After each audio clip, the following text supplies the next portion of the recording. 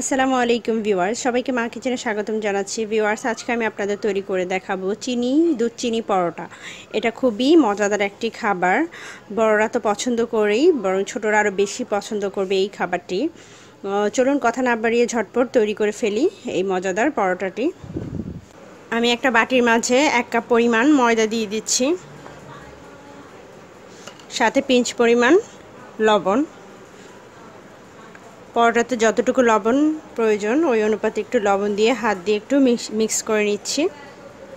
এবার এটার সাথে আমি হালকা গরম পানি ব্যবহার করব, খুব বেশি গরম না, হালকা গরম পানি দিয়ে আমি ডোটা তৈরি করব। সফট একটা ডো তৈরি করব। আমি অল্প অল্প করে পানি দিব আর ময়দাটাকে মেখে নেব। এরকম একটু আঠালো টাইপের একটা ডো হবে, যেটা হাতে একটু লেগে লেগে আসবে। এই ডোটাকে আমি এই অবস্থায় 5 মিনিট রেখে দেব। এরপর আমি এটার সাথে ঘি ময়ান করব। ঠিক 5 মিনিট পর আমি ডোটার মাঝে 1 চা চামচ পরিমাণ ঘি দিয়ে দিচ্ছি এবং ঘিটা দিয়ে আমি এটাকে খুব ভালো মতো ময়ান করে নেব। হাত দিয়ে এভাবে পুরো ডোটাতে লাগিয়ে নেব। প্রয়োজনে সামান্য হাতে ময়দা মিক্স করে নেব। আমি কিছুটা ময়দা ছিটিয়ে ডোটাকে মেখে নিয়েছি। দেখুন, এটা এরকম টাইপের ডো হবে। এবার এটাকে আমি আরও 5 মিনিটের জন্য এভাবে রেখে দেবো ঢেকে। এরপর আমি পরোটাটা বানিয়ে দেখাচ্ছি। ভিউয়ার্স, যেহেতু আমি দুধ চিনি পরোটা তৈরি করছি, সো এখানে আমি দুধ আর চিনিটাকে রেডি করে রাখছি পরোটাটা তৈরি করার আগে। এখানে আমি 1.5 টেবিল চামচ পরিমাণ চিনি নিয়েছি, সাথে আমি 1.5 টেবিল চামচ পরিমাণ পাউডার দুধ অ্যাড করব।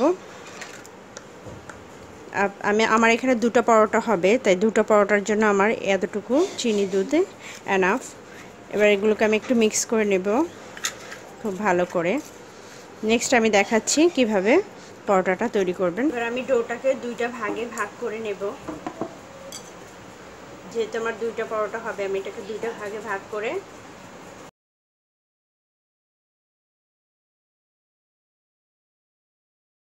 এবার এই লেচিটাকে আমি একটু হাত দিয়ে এভাবে ঘুরিয়ে ঘুরিয়ে মাঝখানটা একটু গর্ত করে নেব।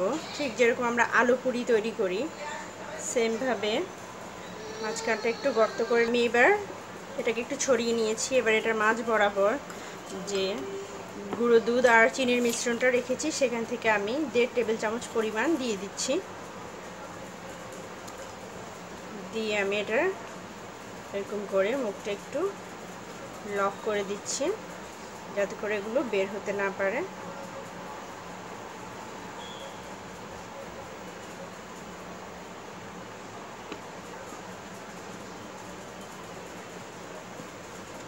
এবার এটাকে আমি রেখে দিচ্ছি। বাকি পরোটাটার ডোটাকেও আমি সেমভাবে তৈরি করে নিচ্ছি।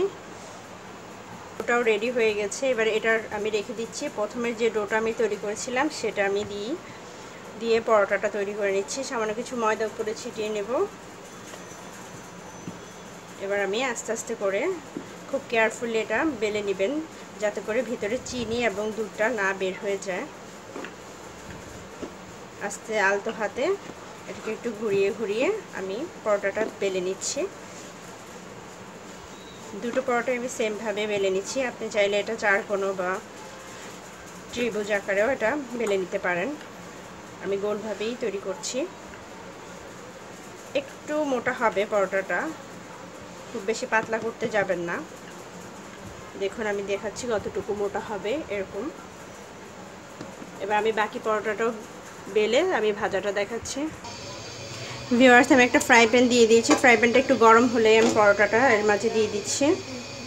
হালকা একটু ব্রাউন হওয়া পর্যন্ত অপেক্ষা পাচ্ছেন। উপরে হালকা হালকা বাবলসের মতো দেখা যাচ্ছে। আর দিয়ে দিব কিছুটা তেল। তেলের বদলে আপনি ঘিও ব্যবহার করতে পারেন। আমি চারপাশে একটু তেল দিয়ে দিচ্ছি, দেখতে পাচ্ছেন।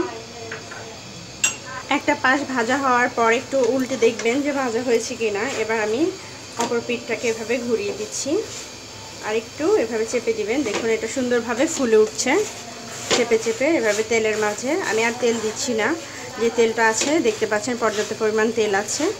এটার মাঝে আমি এভাবে ঘুরিয়ে ঘুরিয়ে একদম ব্রাউন করে এপাশ ওপাশ ভেজে নিচ্ছি। পরোটাটা দোনোটা পাশ সুন্দর ব্রাউন কালার হয়ে গেছে। এবার এটাকে আমি নামিয়ে নিচ্ছি আর সেমভাবে পরবর্তী পরোটাটাও আমি সেমভাবে ভেজে নিচ্ছি এবং পরিবেশন করে দেখাচ্ছি। ভিউয়ার্স, তৈরি হয়ে গেল আমার মজাদার স্বাদের দুধ চিনি পরোটা। এই পরোটাটা খেতে কিন্তু খুবই টেস্টি। আশা করি রেসিপিটি সবার ভালো লেগেছে। ভালো লাগলে আমার চ্যানেলকে সাবস্ক্রাইব করবেন।